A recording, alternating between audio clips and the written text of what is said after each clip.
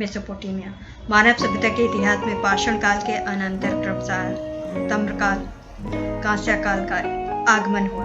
पाषाणकालीन की सभ्यताएं आरों, कंदराओं, नगलिस्तानों, झीलों के किनारों, थोड़ा बहुत नदी घाटियों तक सीमित थी, किंतु ताम्र व कांस्यकालीन सभ्यताएं नदी घाटियों में ही केंद्रित हो गई। इनका विस्तार मिस्र, पूर्वी मध्य सागर के प्रदेश से लेकर के किंतु 21वीं ईसा पूर्व के लगभग सुमेरियन सभ्यता के पतोन प्रांत पश्चिम सिमोकियम ने बाबुल या बेलून में एक नवीन सभ्यता की नींव डाली।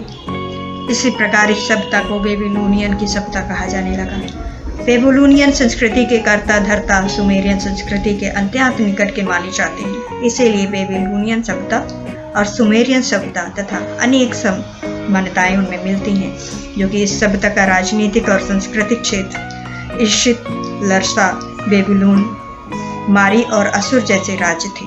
बेबीलोन का सर्वप्रमुख शासक हमूरबी था। उसने विभिन्न नगर राज्यों में होने वाली लड़ाइयाँ रोक करके और सारे देश में एक जैसे कानून लागू कर दिया, दृढ़ राज्य स्थापित किया। उसकी विधि संहिता के कारण उसे विश्व का प्रथम कानून निर्माता माना जाता है। यहाँ जिगुरात अर्थात मंदिर राज्य की संपत्ति मानी जाती थी। इस प्रकार बेबीलोनिया सभ्यता एक सांस्कृतिक अंग सौष्ठ की दृष्टि से अपनी परिपक्वता को प्राप्त कर चुकी थी। इसमें राजनीतिक उतार चढ़ाव के साथ साथ महत्वपूर्ण सांस्कृतिक विकास भी हुए। ये सांस्कृतिक अपनी गरिमा में अन्य संस्कृतियों को भी आलोकित करती रही। इनके कुछ आविष्कार एवं अनुसंधान जो वास्तव में अत्यंत महत्वपूर्ण थे। धर्म में पुरोहित को महत्वपूर्ण स्थान प्राप्त था। इनके जिगरूतों का प्रभाव मुस्लिम मस्जिदों पर देखा भी जा सकता है। विधि के क्षेत्र में प्राचीन विश्व हमूरबी की विधि संहिता का उतना ही क्षण है जितना कि आधुनिक संसार में रोम का यद्यपि कि बेबीलोन समाज, अर्थ, व्यापार पर कला, साहित्य, विज्ञान आदि क्षेत्रों में बहुत अधिक प्रगति नहीं कर सकी, लेकिन सुमेरियन सभ्यता के सांस्कृतिक पक्षों के मूल तत्वों का परिष्कार करने में उनके कुछ सफलता मिली। हमूरबी की मृत्यु के पश्चात असीरियाई लोगों ने 1100 ईसा पूर्व के आसपास बेबीलोन पर आक्रमण कर अपना लगभग अधिकार कर लिया पूरे क्षेत्र में। उन्होंने मेसोपोटामिया के विश्व भूभाग पर अपने साम्राज्य की स्थापना की। सीरिया के राजनीतिक और सांस्कृतिक क्रियाकलापों का केंद्र असुर नामक नगर का एक इसीलिया उन्हें असीरिया नाम से संबोधित किया गया। इनकी सभ्यता के प्रमुख केंद्र असुर, अरवेला, कालंक और निवेद थे। असीरिया की राजधानी निवेद थी, जो कि दलजा के किनारे स्थित थी। सीरिया ने बेबीलोन सभ्यता के सांस्कृतिक तत्वों को ग्रहण करके उसमें यथासंभव परिवर्तन कर सुरक्षित रखने का प्रशंसनीय कार्य किया। यद्यपि सीरिया सभ्यता बेबीलोन सभ्यता की अनुकृति थी, किंतु ये अनुकृति असंकरण थी, जो कि आधुनिकीकरण नहीं है। जीवन के विविध क्षेत्रों में अपने नूतन अनुभवों, आविष्कारों से सीरियाई ने अपने पर्वतीय विश्व के प्रभावित क्रिया को इतिहास में सर्वप्रथम सैनिक शक्ति के रूप बल का एक अति विस्तृत साम्राज्य की स्थापना की संभावना को सीरियाओं ने ही एक यथार्थ रूप में परिवर्तित किया था। प्राचीनतम एशियाई वास्तुकला सीरियाई युग में ही अपनी पूर्णता पर पहुंची, जो कि पारसी व यूनानियों के एक प्रेरणा स्रोत बनी। बेबीलोन सभ्यता को सीरियाओं की जो बढ़ती शक्ति से प्रभावित होना पड़ा था, किंतु 612 ईसा पूर्व के आसपास सेमेटियस जाति की एक शाखा कैल्डिनों ने इसे अंतिम रूप में स्वतंत्र करने में सफलता प्राप्त की। चूँकि बेबीलोनियन सभ्यता का पुनर्करण जो कि सेमेटिक जाति की कैंडेलियन शाखा द्वारा किया गया था, इसीलिए इसका बेबीलोनियन सभ्यता को कैंडेलियन पुनर्जागरण के नाम से भी जाना जाता है। हमूरबी की विधि संहिता बेबीलोन को सम्राट हमूरबी ने अपनी प्रजा के लिए एक विधि संहिता बनाई थी, जो कि सबसे प्राचीन विधि संहिता की। सम्राट ने इसे 8 फुट ऊंची पत्थर की शिला पर उत्कीर्ण करवाया था। हमूरबी का दंड विषय सिद्धांत जैसे तैयार किए गए। सामाजिक जीवन।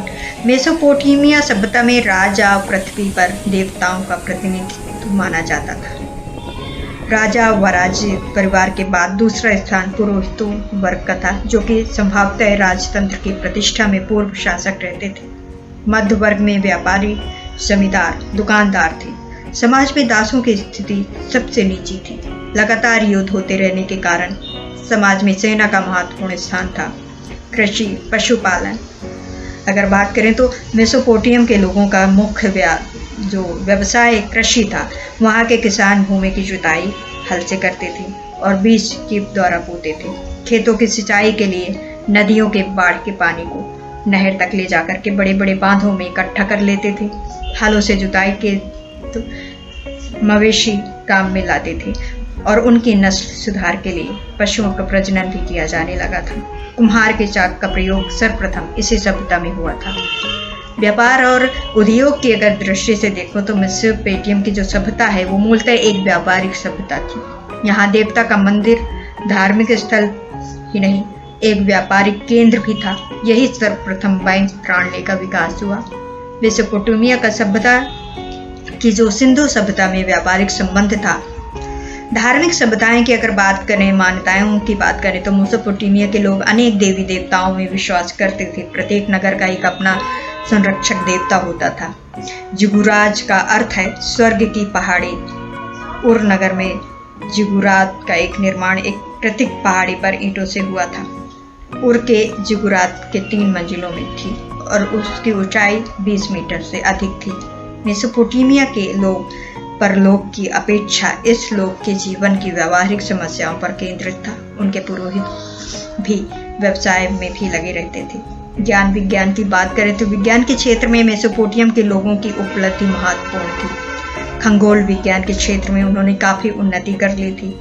उन्होंने सूर्योदय, चंद्रास्त, चंद्रोदय, चंद्रदोष का ठीक समय ज्ञात कर लिया था। उन्होंने दिन और रात का समय हिसाब लगा करके पूरे को 24 घंटे में बांटा था। 60 सेकेंड का मिनट और 60 मिनट के 1 घंटे का सबसे पहले विभाजन मेसोपोटामिया के ही लोगों ने किया था। चंद्र कैलेंडर भी इनके द्वारा ही बनाया गया।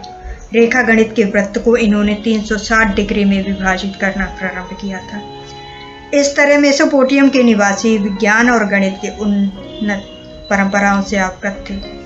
माइथोग्रोस प्रेम मेसोपोटामिया सभ्यता की ही एक देन है।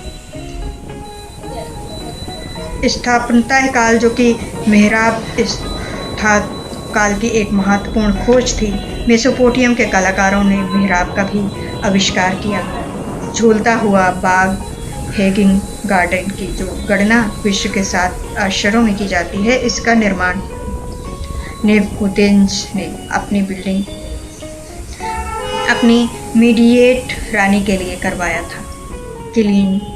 किलक्षर लिपि मेसोपोटामिया की जो पहली लिपि का विकास सुमेर में हुआ था, वो सुमेरियन व्यापारियों ने अपने हिसाब किताब रखने के लिए कील जैसे कि चिन्ह बना करके लेखन का कला का विकास किया था।